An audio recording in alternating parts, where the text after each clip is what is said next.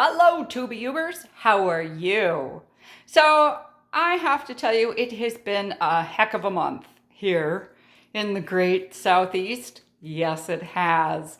So, what you don't know is that I started on a medication. It was going great guns. It was doing really a lot of really good things for me. And then, had an allergic reaction to it, so they had to switch me to a different medication, but that meant there was a 5-week gap in the medication, and then they weren't sure if I was having an allergic reaction to that. So instead of going forward, when I had more energy and life was great, I went backwards. Yes, I did, and I collapsed again. So it's taken me a long time between that and the moving, July, August, and then my sister moved. It's been very tiring over the last 5 weeks, but I wanted to not my earrings. I wanted to show you that not all of my crafting is crafting for cards and paper making, because there are some other things that I have made. I'm actually in my bedroom with my crafting companion, yes, who's currently hoping that if he takes off my glasses, I will pet him. Yes, take off these, because when you take off them, you'll pet me. Yes, So stop talking on that box. So I want to show you something. Here you go. I'm going to turn this around slowly. Here we go. So this is my jewelry box. And I made these out of 3 hoops and 3 different pieces of embroidery, embroidered by various and sundry members of my family. So the top one is a furniture doily made by my great Aunt Ginny. And on there is all of the earrings and things, all of my hanging earrings. She made that. She was 98 when she died. So, that was a long time ago. And so it's a hoop, and I starched it. And I have hung all of my hoop earrings in that one. And then this one is I'm trying to get my shadow out of it, is it was a handkerchief embroidered by my grandmother, my grandma Alice, for a relative. I don't even remember who, but his name was Robert. I think it was one of her brothers, when everybody used to make their own lace. So this is handmade lace, probably from the 1920s or 1930s. And this was an R that was on an old handkerchief that she embroidered for him. He had passed away. I used it. This whole thing was backed with linen twice and was used as the, it just went out of the ring bearer's pillow at our wedding. So this is obviously all of my stud earrings. So all of them are sort of similar but different. And then this last one was also tatted by my great Aunt Mary. There were 3 sisters. Three sisters. Great Aunt Ginny never got married. She died at the age of 98. My grandmother Alice, Grandma Alice, who died at the age of 87. She was this is why it's really fun. She was the youngest, and my grandmother, and I just think it's really cool to have this here. And then my great Aunt Mary died at the age of 103. She drank a Guinness Stout every day and smoked a stogie every day. So what we did on this one this is the one that she had. And because I wanted to use it for necklaces, there are hooks, but we took a piece of wood, we painted it the same color as the wall, put that, glued that into the back hoop, and then stretched her furniture doily over the back hoop. So the 3 sisters Actually, it was only my great aunt Alice, my great aunt Ginny, and my grandmom Alice who came to this country. But great aunt Mary stayed in the UK, and now my daughter still lives in the UK. And then this is the other one that I did. I found this one on Instagram because I didn't have enough places to hang my necklaces. And this is really simple. Like, I literally used my T-square ruler, and it's a flat wooden hanger. My husband drilled holes in it for me for the hooks. This is washi tape. Incredible uses of washi tape to sort of make it a little more stable. Decorate that. I think I may put bracelets on the side here. Yeah, there you go. So I also want to show you something else we've done, because we basically redid our entire bathroom. Okay, so we also put in the backsplash, took those were gold mirrors, not something you really need, but painted the walls, painted the mirrors, kind of a neat thing to do, a neat craft project to do. Took this old cabinet. This cabinet, I think we found at Home Goods. So that's kind of interesting. So you see these things right here. These are important because I hate having lots of mirrors.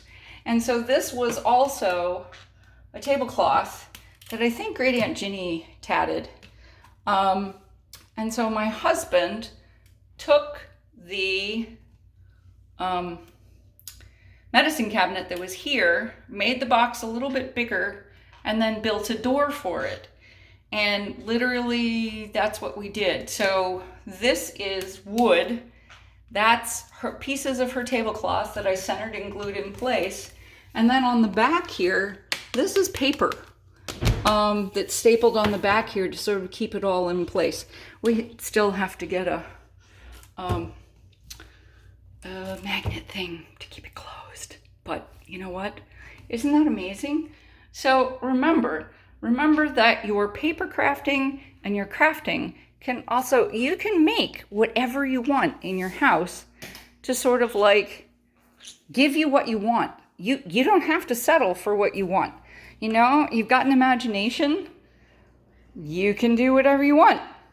On the other hand, be careful with what you do, because early today I went and I put all of my dies. I took those 8.5 by 11 sheets of magnet. By the way, I get the, I'll put the link down below what I ordered. It's great magnet for dies and stuff. And I'm gonna put them up on my wall, on my closet doors, sort of the 11-inch way, and then all the way down my closet doors. And I had done that, and I thought they were gonna stick great. And I went out for my birthday lunch, and they all fell to the ground, scaring the crap out of some small light green chicken. And yes, we have another dark green chicken. There's Yoda. Yoda's like, I don't know what's going on. He was a little traumatized by the crash. Yeah. So I'm also going to come over here and show you this. So, you know, craftiness extends in a lot of different places. This is our $60 hutch plus paint. So this was a Spanish colonial hutch that we literally bought at a thrift shop for 60 bucks. It had that crisscrossy brass stuff in the doors. Took that out because it came right out. We took off the back, put some beadboard on the back, painted the inside blue. You have to, this is the appropriate way to paint furniture. You scuff up the entire outside, you prime the furniture, and then you paint it with high gloss paint. It will last forever. My husband made the doors. I don't know if you can see the doors. The doors are now beadboard. So we took off all the Spanish colonial bits. We put on new knobs for the, we couldn't find hardware that matched what we wanted. So we took off the bad colonial brass hardware. We spray painted it all brushed nickel and put it back on.